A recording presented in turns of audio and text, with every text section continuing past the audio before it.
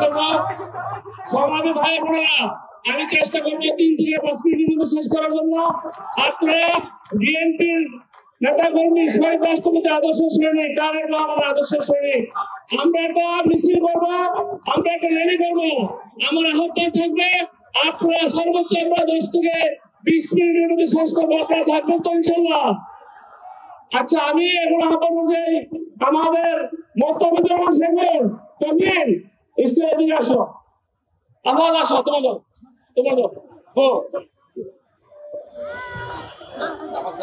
আমি বক্তব্য আগে বলতে চাই, আমরা ঢাকা মহানগর আমরা 4 জন থাকবো, শুধু অনলি 4।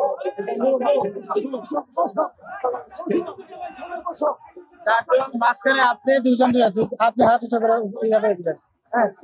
আমরা তারেক রহমানের নির্দেশে আমরা ঐক্যবদ্ধ হয়েছি, আমাদেরকে ঐক্যবদ্ধ থাকার জন্য নির্দেশ দিয়েছে। আজকে দানের শীষ নিয়ে আমরা 4 জন শপথ করতেছি, আমরা দানের শীষের পক্ষে কাজ করব। তারেক রহমানের সিদ্ধান্তকে আমরা মেনে নিব, আমরা কোনো অন্যায়কারীকে মেনে নিব না, আর তারেক রহমান কোনো অন্যায়কারীকে সমর্থন দিবে না।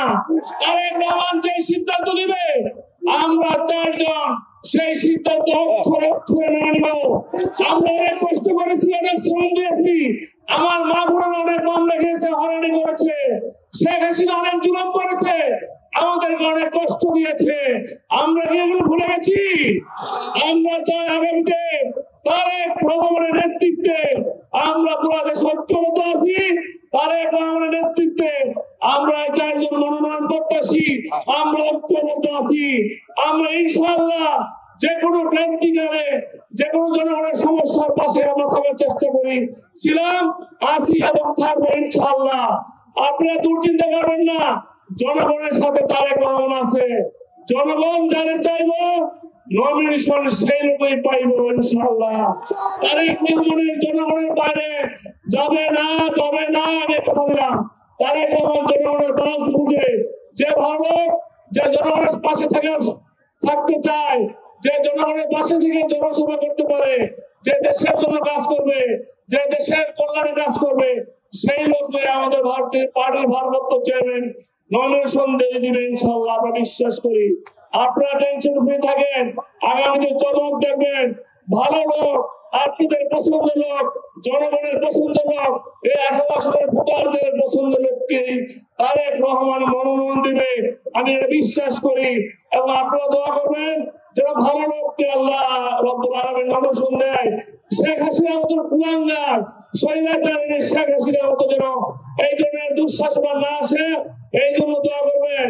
আমার নেত্রী খালেদা জিয়ার জন্য দোয়া করবেন, আমার নেতা ভারপ্রাপ্ত চেয়ারম্যান তারেক রহমানের জন্য দোয়া করবেন।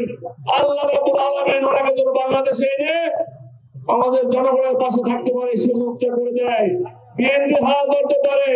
অনেক কষ্ট দিয়েছে শেখ হাসিনা আমাদেরকে, অনেক জুলুম করেছে, আমরা কিন্তু ভুলে যাই নাই।